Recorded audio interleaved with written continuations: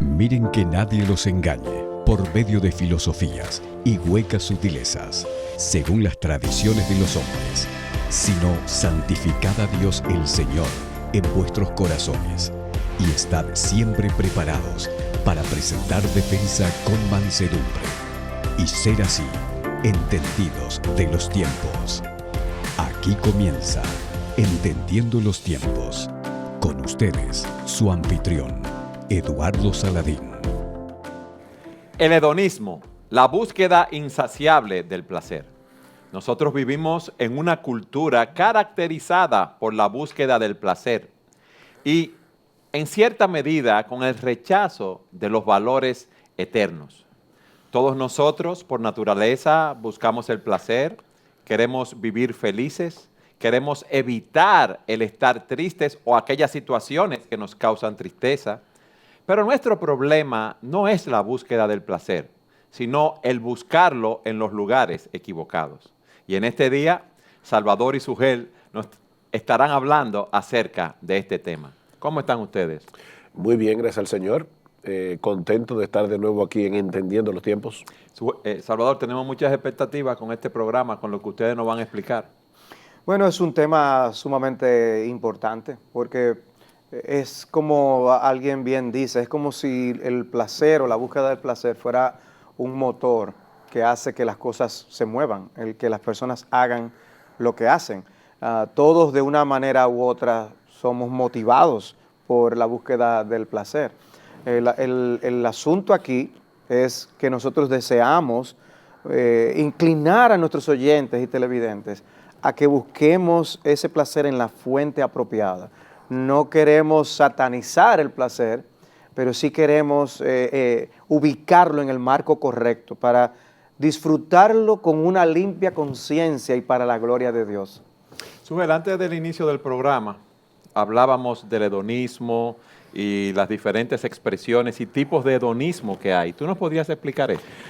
Bueno, vamos a comenzar con la etimología de la palabra. ¿Por qué hedonismo? Algunas personas pueden preguntar de dónde viene esa palabra. Esa palabra viene del griego, hedoné, que significa placer. Y siempre que a una palabra tú le colocas el sufijo ismo, ya tú estás creando un sistema de pensamiento alrededor de esa idea. Una corriente de pensamiento. Una corriente de pensamiento. Entonces el hedonismo es la corriente de pensamiento que enseña que el placer es el mayor bien. O sea, si tú quieres definir el hedonismo de una manera sencilla, simple, es el sistema de pensamiento, la corriente de pensamiento que enseña que la búsqueda del placer o el placer, experimentar el placer, es el mayor bien. O sea que los hedonistas son los que siguen el hedonismo. Exactamente. Ahora, Un hedonista es alguien que sigue esa corriente de pensamiento. Pero para que nos entiendan las personas, ¿no? Porque en el mundo deportivo yo pertenezco a un equipo de béisbol o de fútbol y yo digo, yo soy aguilucho, liceísta, escogidista y es algo a lo que pertenecemos y normalmente, ¿verdad? Una persona no cambia esa identidad, pero la persona sabe lo que es. Con el hedonismo es así, que la gente sabe que es hedonista. No, yo no creo. Yo creo que muchas personas que son hedonistas ni siquiera han escuchado nunca en su vida la palabra. Pero son hedonistas. Pero todos estamos en búsqueda de ese placer, Sugel, en la vida. Es que Dios creó el placer y creó al hombre con la capacidad de experimentar placer.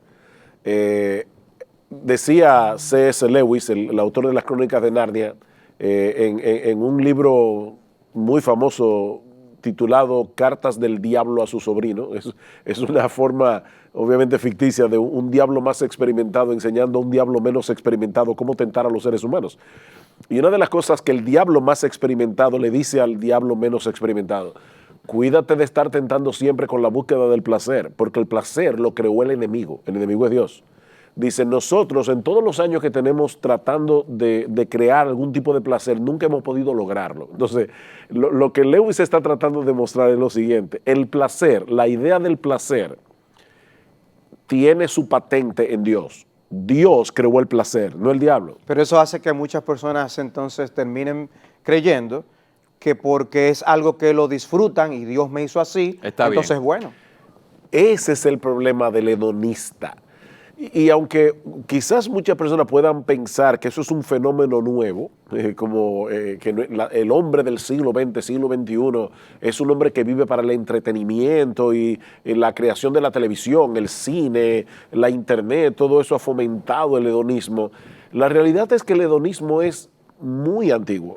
El hedonismo comienza con los griegos, mucho antes del nacimiento de Cristo. La definición, pero la búsqueda del placer está de la creación del hombre. Comienza desde la creación, pero el hedonismo como filosofía, el hedonismo como corriente de pensamiento elaborada. Una cosa es que tú busques el placer, otra cosa es que tú diseñes toda una corriente de pensamiento filosófica en torno a la idea del placer. Sujel, un teólogo la define como una teoría que mantiene que el mayor bien de la vida es disfrutar los placeres y evitar el dolor. De manera que lo primero que uno debe preguntarse ante cualquier situación no es si está bien o mal, sino ¿me proporcionará placer? Si se siente bien, tiene que ser bueno. Esa es la idea. Ahora, fíjate algo interesante en el hedonismo clásico de los griegos. El primer hedonista que nosotros conocemos en la historia, o uno de los primeros, es un filósofo griego llamado Aristipo. Y Aristipo decía, sí, definitivamente el mayor bien es experimentar la mayor cantidad de placeres en el tiempo. O sea, nuestra vida es corta, solo tenemos una vida, vamos a disfrutarla. Comamos y bebamos porque mañana moriremos. Exactamente, el apóstol Pablo cita esa línea, comamos y bebamos que mañana moriremos, y la idea es exactamente lo que Aristipo quería decir.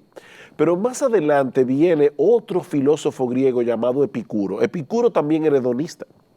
Pero Epicuro decía, hay un problema con la filosofía de Aristipo. Y ahora para los amigos televidentes que nos están viendo, que tal vez nunca han estudiado filosofía, esto lo van a entender perfectamente. Epicuro decía, si la búsqueda del placer es el mayor bien, entonces debemos también evitar el dolor, porque el dolor es lo contrario al placer. El problema es que hay placeres que terminan en dolor. Y por lo tanto, si Epicuro tuviera razón, si Aristipo, perdón, tuviera razón, decía Epicuro, de que la búsqueda del placer es el mayor bien, entonces no debemos buscar el placer máximo, porque el placer del cuerpo no solamente es efímero, emborracharte, ir de mujer en mujer, de prostíbulo en prostíbulo, de fiesta en fiesta.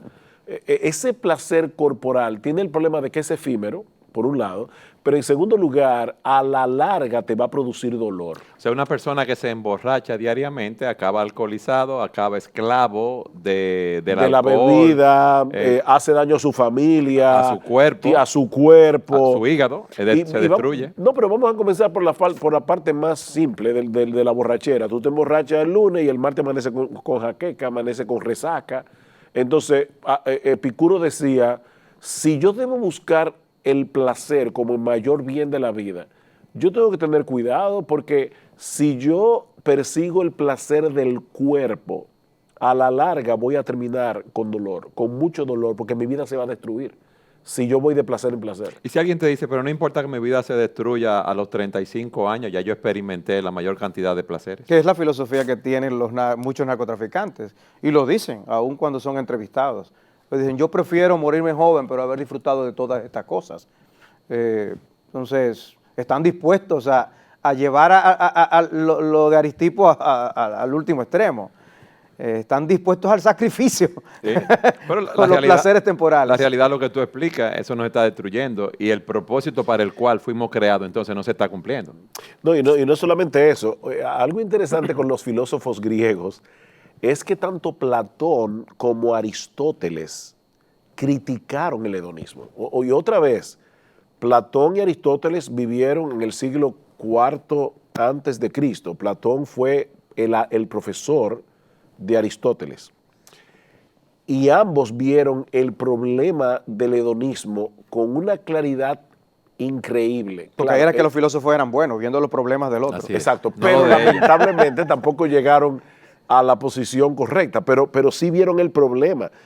Platón decía, el placer y el bien no pueden ser idénticos. El placer y el bien no pueden ser idénticos. Pues de ser así, entonces no podríamos decir que existe un mal placer, como decía Epicuro. Y algo interesante, Platón nació antes que Epicuro. Sin embargo, él criticó la filosofía de Epicuro antes de que él naciera. O sea, él decía, no, si el placer es el mayor bien, date una vida de placer, como dicen los narcotraficantes, que te mueras joven. Pero no existirá algo superior al placer mismo que podamos colocar como el mayor bien. Y ahí Aristóteles decía, el mayor bien no es el placer, el mayor bien es la felicidad. Y no necesariamente. ¿Y el placer entonces es un vehículo para alcanzar la felicidad? Es uno de los tantos vehículos para experimentar felicidad en un momento. Porque tú experimentas placer en un momento, pero la vida no es eternamente placentera. No de este lado del cielo, de este lado de la eternidad, aquí y ahora, hay mucho dolor, hay muchas cosas que te causan tristeza, y es una realidad de la vida del hombre, aquí en un mundo caído, en un mundo dañado por el pecado. Nosotros no podemos pretender vivir de placer en placer, en placer, en placer. Eso no es real. Suger, tú dices en un mundo marcado por el pecado. ¿Cómo el pecado nos marca y nos lleva a buscar esa felicidad en los placeres que no son los apropiados? Ok, una de las formas en que el pecado hace eso es dañando, distorsionando nuestra forma de pensar. Yo creo que algo me va a dar placer y que yo debo buscar ese algo porque la búsqueda del placer es el mayor bien, pero al final de cuentas termina dañándome porque yo no calculé correctamente los costos de lo que eso me puede producir. Un hombre tiene su matrimonio, tiene sus hijos y se busca una mujer ajena a su esposa. Ya eso lo lleva a estar mintiendo, a estar escondiéndose, a estar viviendo una doble vida y al final de cuentas va a dañar a su esposo y va a dañar a sus hijos y se va a dañar a sí mismo. Y a la otra familia. Y a la otra, exacto, y a la misma mujer que está con él y que no tiene futuro con él. Entonces, esa búsqueda de placer a la larga se convirtió en un motivo de dolor. ¿Por qué? Porque el individuo no calculó bien. El pecado lo cegó, el pecado lo llevó a buscar un espejismo. El pecado también nos hace desviarnos de lo que debe ser el propósito por el cual vivir. O sea, lo correcto, lo bueno, creado por Dios, el placer no es malo en sí mismo, pero cuando nuestra mente es tergiversada y el fin se convierte en el placer y no la gloria de Dios, no yo vivir para la eternidad y no para las cosas temporales, entonces yo pierdo el norte. El pecado nos hace desenfocarnos y ahí es donde se convierte el placer en hedonismo. Ya viene a ser no simplemente una filosofía griega, es una filosofía de vida. El placer viene a ser la razón por la cual yo hago todo lo que hago. Si eso no me aporta a mí una sensación de placer, entonces yo prefiero no llevarlo a cabo. Pero eso hablando desde el punto de vista físico, material. O sea, hay placeres que son muy físicos. Las personas que usan las drogas, hay una sensación que buscan. O lo mismo con el alcohol o los juegos de azar. Hay una sensación que se busca. Pero hay placeres también que son psicológicos, hay placeres que son espirituales y no necesariamente, repetimos, son malos en sí mismos, pero pueden ser malos. Si el fin no es la gloria de Dios, si el fin no es yo poder amar a Dios y al prójimo, entonces ya eso se convierte en algo cuya satisfacción me desvía del bien supremo y de la felicidad que encontramos en el Señor. Déjame poner un ejemplo. Yo disfruto mucho escuchar buena música. Y de hecho, Epicuro decía... Suger, tú tienes que definir lo que es buena música. Bueno, ese es otro tema para otro programa. Que sí, porque... Okay, vamos a poner... me olió a gancho. Sí. Un hook. Vamos a decir una música que está bien compuesta, bien hecha, musicalmente hablando, no es simple, es una música que tiene una estética compleja. Sí, porque la buena música varía según el gusto de cada uno. Sí, eso es verdad, tienes razón. Pero volviendo otra vez a la música. Epicuro decía, observar un atardecer es algo que te da placer, escuchar buena música es algo que te da placer y no necesariamente es un placer del cuerpo, como tú decías. Es un placer estético, pero es placer. Uh-huh. Ahora, yo puedo ir en el carro, para mí, ¿verdad? Eso es para mí, Suger Michelet, personalmente. Yo creo que la música compuesta por Johann Sebastian Bach es probablemente lo más sublime que el ser humano haya podido producir en cuanto a música se refiere. Yo puedo ir en el carro escuchando el concierto para 2 violines de Johann Sebastian Bach y yo disfruto el momento. Y aunque no conscientemente, porque no siempre es consciente, yo disfruto eso, disfrutando a Dios en la música. ¿En qué sentido? En que mi mente se va al hecho de que Dios le dio a Johann Sebastian Bach una ínfima gota de su capacidad creativa y mira lo que produjo. Entonces yo no estoy simplemente diciendo, wow, Bach era un genio. Yo estoy diciendo, wow, qué Dios que puede crear a alguien como Johann Sebastian Bach y ponerlo a producir esa clase de música, que produce tal placer. Entonces, yo estoy oyendo música para la gloria de Dios. No es simplemente el placer del momento de escuchar la música, es que la música me lleva, ese placer me lleva más allá, es más trascendente. Y ese es el punto que yo creo que hay que aclarar, porque Dios no está en contra aún del placer de la carne en sí, porque hay muchos placeres. O sea, Dios nos da los alimentos para que los disfrutemos. Y eso es un placer carnal. O sea, yo disfruto el comer algo, disfruto el beber algo. Y cuando se hace con moderación, cuidado del cuerpo, no deja de producir satisfacción. Dios no está en contra de eso. El inventor del placer es Dios. Y Él sabe cuál es el placer mayor que el hombre disfrutará y que será en la eternidad. Y Él sabe que para lograr ese fin mayor hay placeres o estilos de vidas de placer a los que hay que negarse para poder ser parte de esa bendición de Dios. De hecho, perdón, Salvador, déjame, ya estamos acabando este segmento para no meterme en tema. Todavía okay.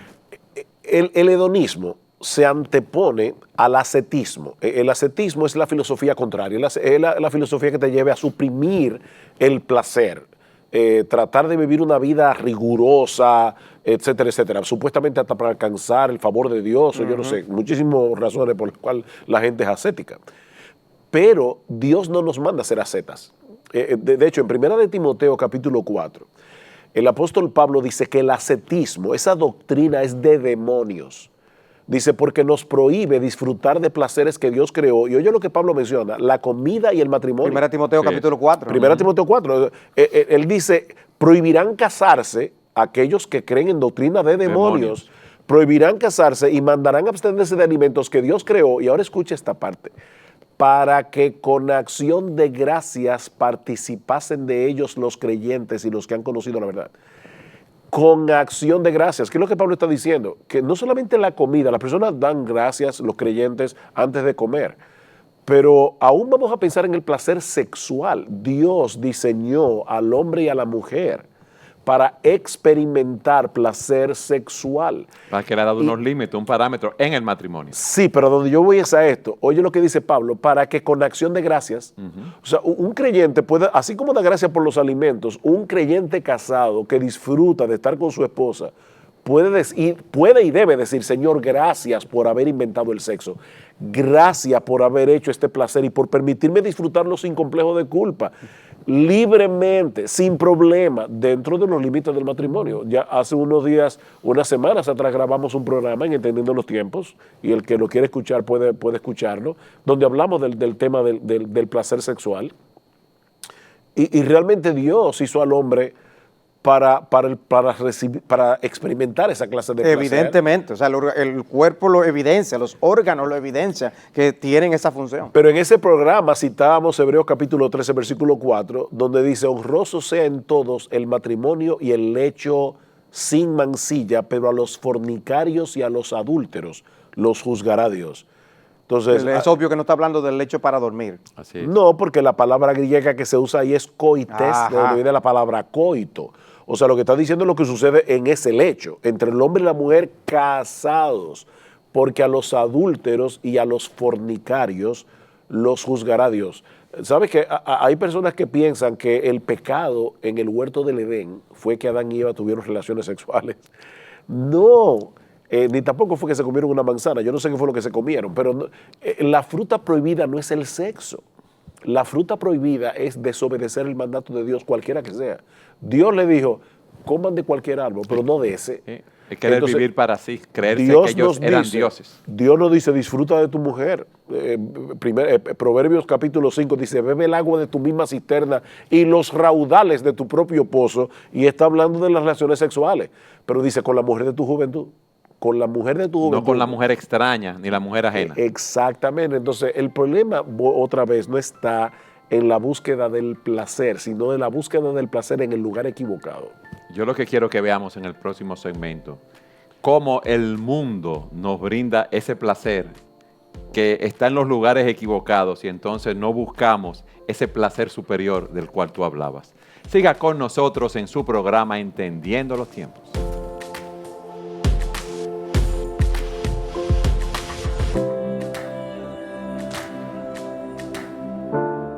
En su libro Las 7 trampas del enemigo, Erwin Lutzer nos dice lo siguiente: la ocupación constante en los placeres de este mundo se llama hedonismo.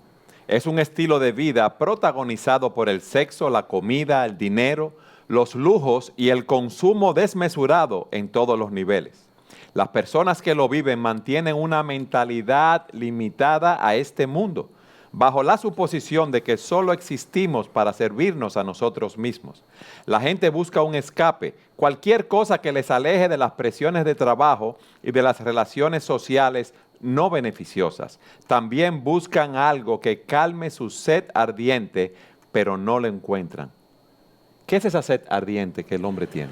Bueno, precisamente porque el hombre fue creado para experimentar placer. Cuando tú no tienes a Dios, tú estás tratando de llenar ese vacío de alguna forma, pero el problema es que nada creado por Dios puede saciarte plenamente. Pues no puedes sustituir al Creador. Exactamente, son criaturas. Entonces, como todo es criatura, creado, cosas creadas. La comida es una cosa creada y yo puedo disfrutar de la comida. Salvador hablaba hace un momento en el segmento anterior de que nosotros fuimos creados para experimentar placer comiendo. O sea, no somos como las vacas, que la vaca come hierba y se acabó. No, Dios nos puso papilas gustativas. Dios diseñó la lengua para experimentar placer comiendo. Ahora, hacer de la comida un ídolo, como si yo fuera que el fin de mi vida es el bien máximo comer de una buena comida, la glotonería, ya eso es un pecado y a la larga me va a hacer daño. Sí, algo en cuanto a eso, nosotros somos como vasijas. Cuando tú ves un vaso, una taza, y ves la forma, tú ves que está diseñado para poner algo dentro. Bueno, nosotros somos como vasijas. No estamos supuestos, no venimos llenos, venimos para ser llenados. El hombre se pasa la vida buscando llenarla con las cosas de este mundo. Y ese es el hedonismo. Porque el hombre, como dice Pablo, ama más los deleites que a Dios. Debemos llenarlos con el Señor. Tú decías algo interesante en esa cita de Lutzer. Él hablaba ahí de buscar el placer en este mundo temporal, en las cosas de este mundo temporal. El hedonismo es primo hermano del secularismo. La palabra seculum, otra vez en latín esta vez, significa mundo, pero mundo en el sentido temporal. O sea, el mundo aquí ahora, lo que está pasando ahora, el presente. Yo no estoy buscando nada que trascienda este mundo. El secularismo, recuerden el sufijo ismo, una corriente de pensamiento, es la corriente de pensamiento que enseña que la vida consiste en lo que yo tengo aquí ahora. Entonces, el problema del hedonismo es que busca el placer y puede ser que haya un hedonista viendo el programa que no sea borracho, que no ande de mujer en mujer, en discoteca. O sea, una persona puede ser hedonista sin vivir una vida grosera, puede ser hedonista sofisticado, pero es hedonista porque está buscando el placer en las cosas temporales de este mundo. No está buscando el placer en aquello que trasciende este mundo, que en este caso es Dios y todas las cosas buenas que Dios le provee al hombre. Ahora, pero alguien se puede estar haciendo la pregunta, ¿y cuál es el problema de este mundo actual? El problema del mundo actual es que se ha echado a un lado al Dios, que es la satisfacción correcta y que verdaderamente sacia la necesidad que el hombre tiene.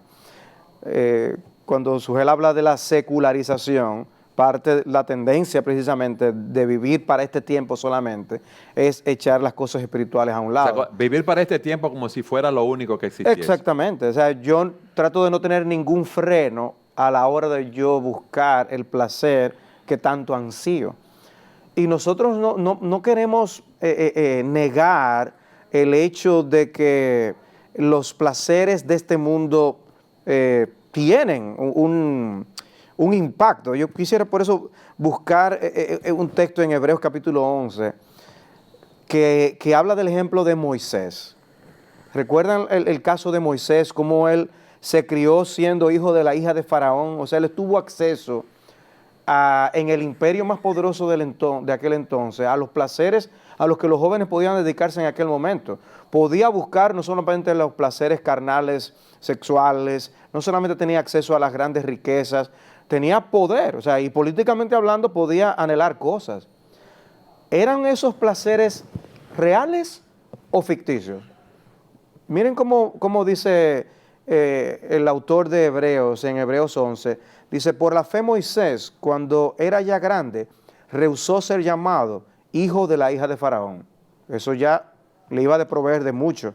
Dice, escogiendo antes ser maltratado con el pueblo de Dios que gozar de los placeres temporales del pecado, del mundo secular, los placeres limitados por el tiempo. Pero no dice para gozar de los pecados temporales, dice de los placeres temporales. No dejan de ser placeres. Cuando nosotros le decimos a las personas, señores, no vivan para este mundo, nosotros no le estamos diciendo, no busquen ningún tipo de placer, aún físico. No estamos en contra, como hemos hablado aquí, aún del placer sexual. No estamos en contra de esto. Dios nos hizo como personas que anhelamos el disfrutar una buena comida, un buen sexo, un buen atardecer, un descanso. Una buena música. Una buena música, descansar no es malo. Es una buena compañía, una buena conversación.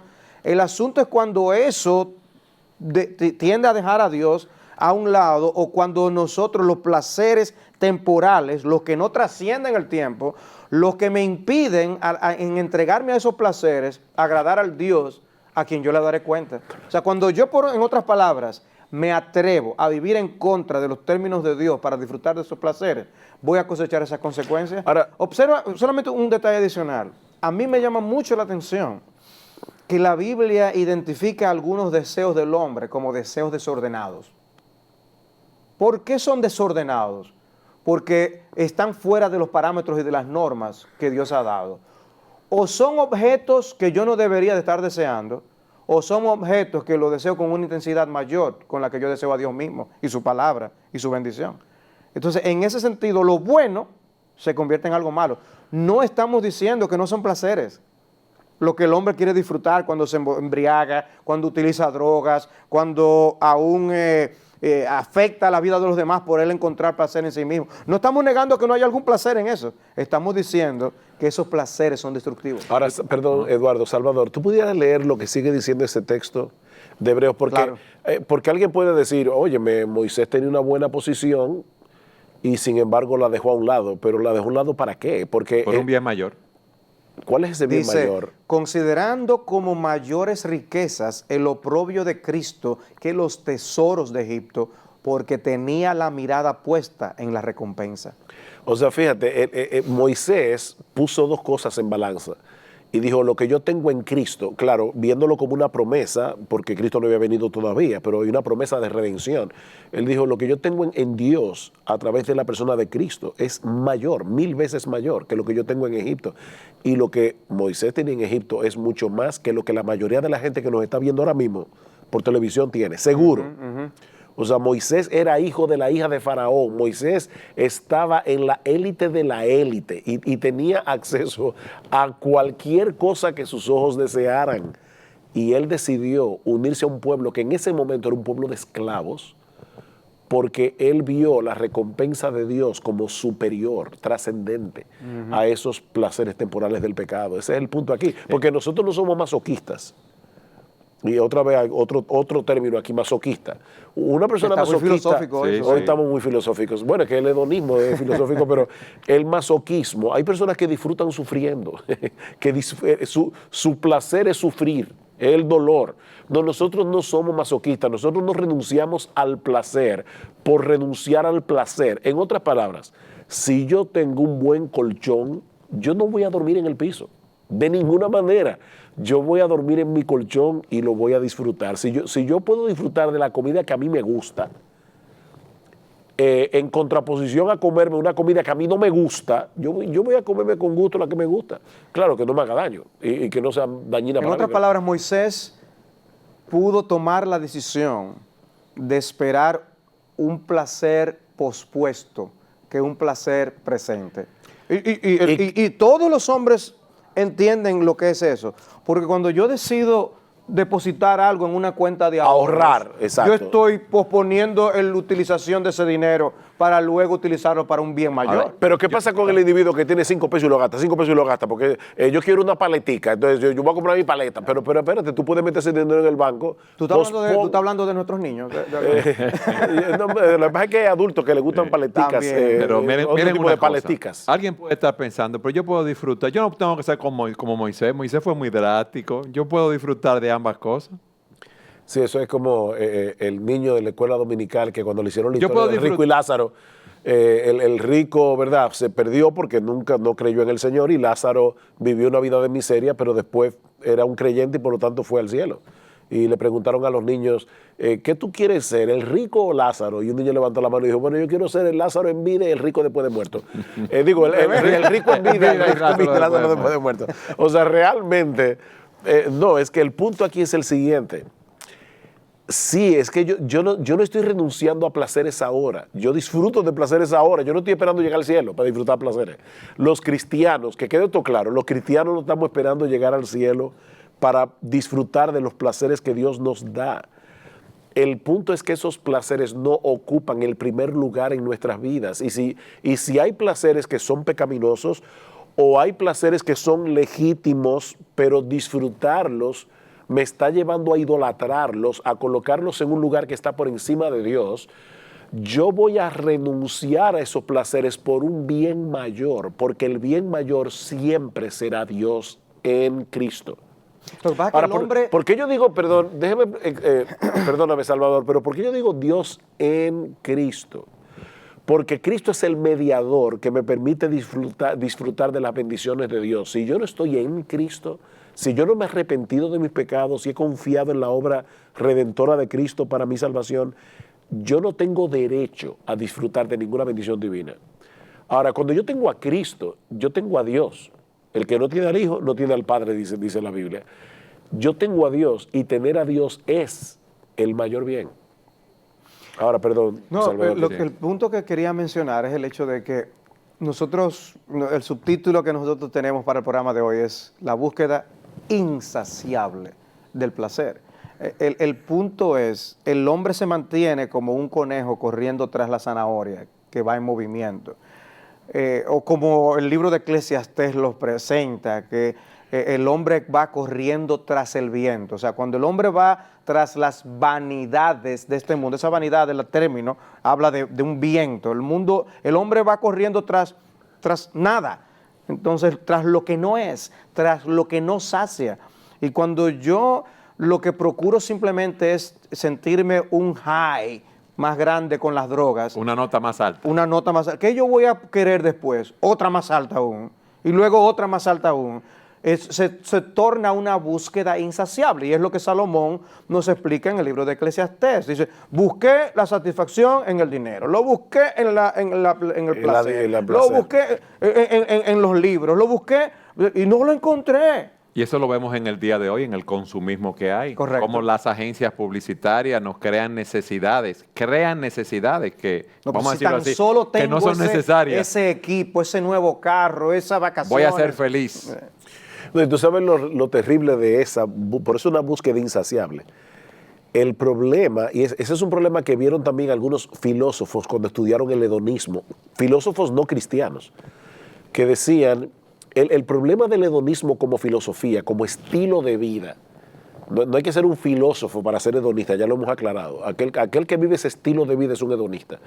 El problema con ese estilo de vida es que cuando tú tienes lo que quieres, llegará un momento que eso que tú tanto ansiabas ya no te produce placer y ahora te aburre.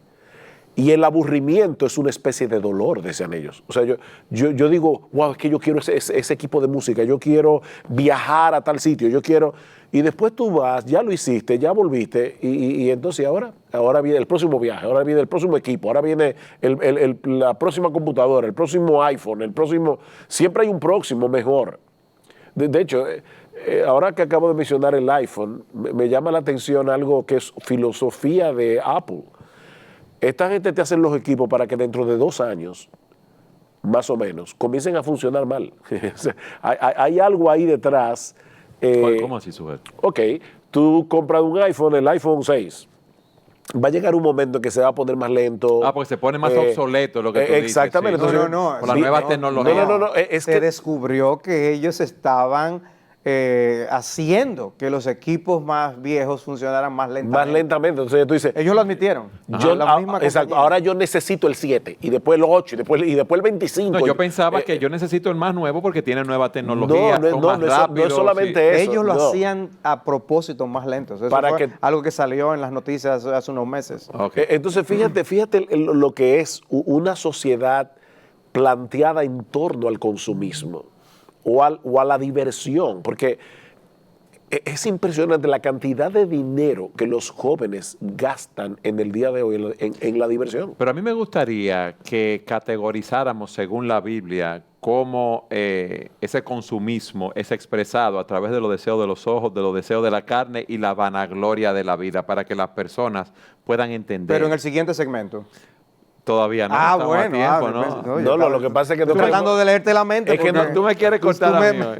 Lo que pasa es que Salvador y yo tenemos ya un daño Psicológico conmigo. psicológico contigo, sí. Yo estoy siempre esperando el momento del que tú corte. no vas a interrumpir, ese es el problema. Pero bueno, pero es un trauma. Explíquenos eso, cómo el mundo nos atrapa en ese consumismo a través del deseo de los ojos, del deseo de la carne y de la vanagloria de la vida. Tú acabas de citar un texto bíblico. Pero lo Primera de leemos Juan, porque es bien breve. Primera de Juan, capítulo 2, versículo 15. Léelo, Salvador, si lo tienes ahí en la...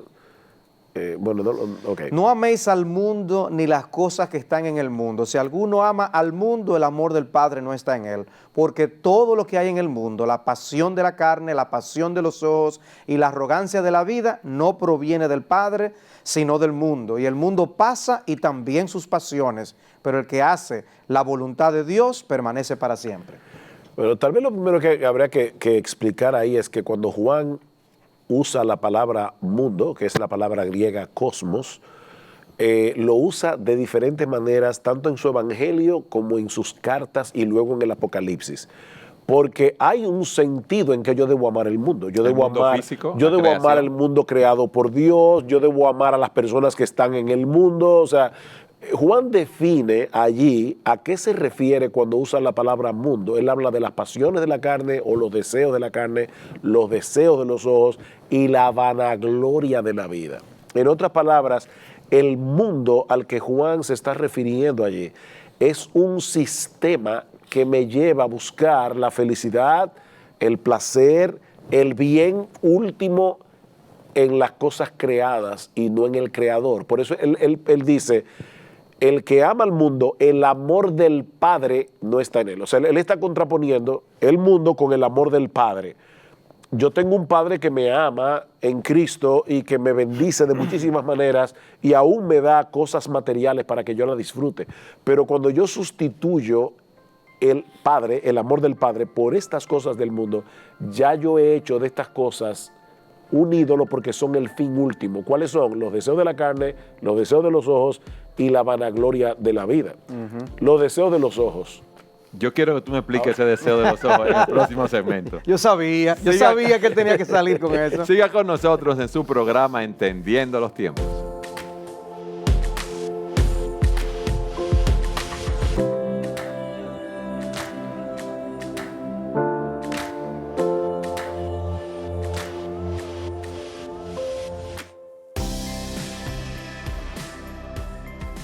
Sujel, antes de ir a la pausa, tú nos estabas explicando cómo el mundo nos seduce y nos presenta los placeres, ¿verdad? Las pasiones de los ojos, de la carne y la vanagloria de la vida y nos atrapa a través de estas pasiones. Bueno, por un lado, de nuevo quiero recalcar que Juan contrapone allí el mundo con lo que proviene de Dios, porque dice, eso no proviene del Padre. O sea, que evidentemente son cosas malas que no provienen de Dios. Que el mundo es malo. Eso es lo que aclaraba en el segmento anterior. La palabra mundo se usa de diferentes maneras en los escritos de Juan y hay un sentido negativo en que Juan usa la palabra mundo, como en este caso, aquello que se contrapone a la voluntad de Dios, aquello que no proviene del Padre. Una de las cosas que él menciona son los deseos de los ojos. Eso es interesante porque él no está diciendo allí lo que nos entra por los ojos. Yo veo a mi esposa y me es agradable. Yo veo a mis hijos, me son agradables. Yo veo a mis nietos. O sea, yo veo la creación, un atardecer, es con los ojos que yo lo veo. Entonces, ese no es el problema. Es el deseo de querer todo lo que mis ojos ven. Son los deseos dañinos que entran por los ojos. Los ojos son una ventana. Y son una ventana a través de la cual muchas cosas entran por Ponme un ejemplo de eso, Sujel. Yo estoy viendo la televisión y hay varias cosas que pueden pasar con la televisión. Una de ellas es la publicidad. La publicidad está diseñada para convencerme de que yo necesito todo lo que me presentan en la televisión. Entonces, yo estoy allí viendo y en una hora de televisión con los anuncios que entran. Si yo no tengo las cosas que me venden esos anuncios, yo me siento un miserable, un desdichado. Exactamente. Mi vida no es una vida plena porque yo no tengo tal carro. O sea, que no es un aporte a la humanidad cuando en un Super Bowl ponen 30 segundos y pagan millones y millones de dólares por ese espacio. No es para hacer un bien. No es una contribución. Ese ejemplo es interesante, Salvador. ¿Por qué pagan tanto por 30 segundos de publicidad? Millones de personas viendo ese anuncio que van a consumir ese producto. Es porque tiene retorno. O sea, si nadie invierte millones de dólares en algo que no tenga retorno. Y eso te habla a ti del poder que tiene la publicidad. Pero ese poder entra a través de los ojos, los deseos de los ojos. Yo veo algo, yo quiero lo que veo. Y eso se convierte en un problema. ¿Qué fue lo que le pasó a Eva? Eva fue atrapada por lo que vio con sus ojos. ¿Qué pasa? Dice Salomón que él no le negó a sus ojos y cayó por eso en el pecado, porque los ojos como nos piden, dame eso que yo estoy viendo, dámelo. O sea, son aquellas cosas que vemos y que levantan la codicia del corazón. Aquello que yo veo y me produce descontento por no tenerlo. Otra vez, vamos a hablar de filosofía de nuevo. El hinduismo o el budismo me dice el mejor estado del alma es cuando tú no deseas nada. No. O si Sujel, porque ellos dicen que el que desea sufre y el que deja de desear deja de sufrir. Exactamente, pero Dios nos creó para desear cosas. El problema no está en el hecho de desear. De desear las cosas equivocadas. O desear las cosas equivocadas o desear las cosas correctas más que a Dios. Ahí es que está el problema. Hacer un ídolo de esas cosas. Hacer un ídolo de esas cosas. Entonces el problema no está en el deseo, el problema está en la codicia. Mira, cada vez que yo deseo algo y el no tenerlo me causa descontento, ya eso es una alarma que Dios ha colocado en mi interior para que yo sepa que estoy deseando eso demasiado. No importa si eso es correcto o incorrecto, si es bueno, si es malo, si es legítimo o ilegítimo, ese no es el punto. Digo, claro, si es malo y se acabó, pero puede ser bueno casarse, una soltera puede querer casarse, pero si vive amargada porque no se puede casar, ya ese deseo se convirtió en un problema en su vida. Es un ídolo, la está dominando, la está controlando. Exactamente, el deseo de los ojos. Un hombre puede estar viendo televisión, alguien decía que la televisión debe tener esos anuncios que ponen de que cuidado, de una advertencia. Una advertencia al consumidor. Cuidado, demasiadas mujeres bonitas en la pantalla, porque son mujeres retocadas. Entonces, este pobre hombre está casado, ve a su esposa, ¿verdad? Y ve a estas mujeres que aparecen en la pantalla, que nunca envejecen, pues siempre la cambian. Entonces, él dice, wow, ya yo no estoy satisfecho con la esposa que yo tengo, yo quisiera tener la que me sale en la televisión. Entonces, esos son los deseos de los ojos. ¿Y los deseos de la carne, cuáles son? Bueno, los deseos de la carne son aquellos deseos que levantan mis pasiones pecaminosas. La palabra carne allí no es la carne que recubre los músculos y los huesos. Está hablando allí de ese pecado, esa naturaleza pecaminosa que mora en mi corazón. Y la carne levanta también muchas pasiones, levanta muchos deseos que son ilegítimos. ¿Y la vanagloria de la vida entonces? Decía Pascal que todos nosotros somos príncipes destronados.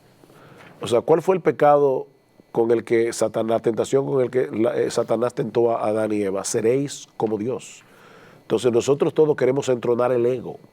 Todo aquello que hay en la vida y que me lleva a colocar mi ego por encima de Dios, a querer buscar mi propia gloria, a querer buscar mi propia fama, que la gente me admire, ser el centro de atención, todo eso es la vanagloria de la vida. Es una vanagloria, o sea, una gloria vana, porque si yo tengo algo que pudiera producir admiración en otro, oye, ese tipo es inteligente, o qué talento tiene para la música, eso se lo dio Dios. Y por lo tanto, Dios es que merece la gloria, no yo. Dice, de Él, por Él y para Él son todas las cosas. Consecuencia, conclusión, a Él sea la gloria por los siglos de los siglos. Amén. Yo te hablaba anteriormente de la música de Johann Sebastian Bach. Yo puedo ir a Bach y decir, wow, qué tipo que componía. O yo puedo decir, wow, qué Dios que puede darle a un ser humano común y corriente un talento de esa magnitud. Eduardo, tú que estás en el mundo de los negocios y el mundo laboral, ¿se puede amar el trabajo de una forma en la que el hombre caiga en la vanagloria de la vida? Claro que sí, porque si tú trabajas para buscar el reconocimiento de los demás, o tú trabajas para el dinero que tú percibas, gastarlo en tus placeres, ya ahí hay problemas. Ahora, si tú trabajas sabiendo que lo haces para la gloria de Dios y que en todos tus movimientos, en todas tus transacciones de negocio, en tu trato con tus empleados, tú quieres que Dios sea magnificado y no tú magnificado, lo estás haciendo de la manera correcta. Ahora, yo tengo una pregunta para ustedes. Hemos visto que Dios nos creó para experimentar placer, pero el hombre, fruto de la caída, busca ese placer de una manera equivocada. La pregunta ahora es, ¿cómo yo busco ese placer supremo, Salvador? Ese bien supremo. Bien, yo decía en otro segmento, somos como vasijas, necesitamos ser llenados. El punto es, debemos llenarnos con las prioridades correctas. Si nos llenamos de Dios y nos llenamos de la voluntad de Dios, nosotros podremos disfrutar de otras bendiciones que caen en el ámbito de los ojos, de la carne y de lo que nos produce satisfacción. Pero mi pregunta es esta ahora, ¿cómo yo me lleno de Dios? Bien, ahí voy. En primer lugar, tenemos que de echar a un lado los obstáculos que nos impiden disfrutar de Dios. Me gusta como el apóstol Pablo lo dice en Romanos capítulo 13. Es como si él estuviera evaluando los tiempos y él dice, la noche está muy avanzada y el día está cerca. Por tanto, desechemos las obras de las tinieblas y vistámonos con las armas de la luz. Andemos decentemente, como de día, no en orgías y borracheras, no en promiscuidad sexual y lujurias, no en pleitos y envidias. Él está describiendo el mundo en el cual vivimos. Está describiendo aquello por lo cual el hombre vive. El hombre trabaja para disfrutar estas cosas el fin de semana. Él dice, no, deseche estas cosas. Antes bien, vestíos del Señor Jesucristo y no penséis en proveer para las lujurias de la carne. En otras palabras, hay unas prioridades que tienen que estar en el orden correcto para que tú vivas la vida plenamente en Cristo Jesús. ¿Qué significa vestirme de Jesucristo, por ejemplo? Ahí yo tengo que, en primer lugar, ser vestido con su justicia. ¿Qué significa eso? Es, en otras palabras, la manera de yo tener una relación correcta con el Dios de los cielos es teniendo una relación correcta con su Hijo Jesucristo. Pero muchas personas te dicen, yo estoy bien con Dios. Están bien con Dios basados en... ¿Su propio criterio? Exactamente. Ellos creen que no son tan malos como realmente son, o que no han hecho nada malo a nadie, y lo cual es muy subjetivo, porque todos hemos pecado contra Dios, todos hemos hecho algo malo contra otros, en pensamiento, en acción, en palabra, y el punto es, nosotros no estamos bien con Dios porque nosotros decimos estar bien con Él. Nosotros estamos bien con Dios en los términos que Dios ha definido cómo es que estamos bien con Él. Y ahí es donde yo te menciono la justicia de Jesús. Jesús vivió la vida perfecta y murió en la cruz del Calvario, pagando por los pecados del hombre, para que nuestros pecados, que si creemos en Jesús, para que nuestros pecados hayan sido clavados en la cruz y para que la obediencia de Jesús sea puesta en nuestra cuenta. Pero alguien te puede decir, yo estoy tratando de vivir la vida lo más perfectamente posible, yo me estoy esforzando al máximo. Y yo no tengo problemas con que él tenga ese esfuerzo. Ahora, yo sí espero que ese esfuerzo le haya hecho ver que es imposible por él mismo. Porque eso es lo que ocurre cuando nosotros tratamos de ser justos delante de Dios por nosotros mismos. Lo que ocurrirá es que nos vamos a dar cuenta que nos quedamos cortos, que es lo que la palabra de Dios nos muestra. Cuando simplemente la Biblia dice, no codiciarás. Cuando nosotros meditamos en eso, nos vamos a dar cuenta que somos codiciosos. Y ese es un ejemplo de uno de los mandamientos de Dios. Déjame ponerlo de esta manera muy fácil para los que nos están mirando por la pantalla. Para estar bien con Dios, lo primero que yo necesito es saber que estoy mal con Él. Si yo no parto de esa premisa, ya yo no voy a buscar un salvador. Pero la mayoría de las personas, entienden que están bien, que no tienen problema con Dios. Mira lo que dice la Biblia. La Biblia dice que el que quiere salvarse guardando los mandamientos de Dios, o sea, yo voy a tratar de vivir una vida perfecta, yo voy a guardar los mandamientos. La Biblia dice, y si lo quieres buscar en Gálatas capítulo 3, versículo 10, los que se quieren salvar guardando la ley están bajo la maldición de Dios. ¿Cómo? ¿Y cómo es posible que una persona que quiera cumplir los mandamientos está bajo la maldición de Dios?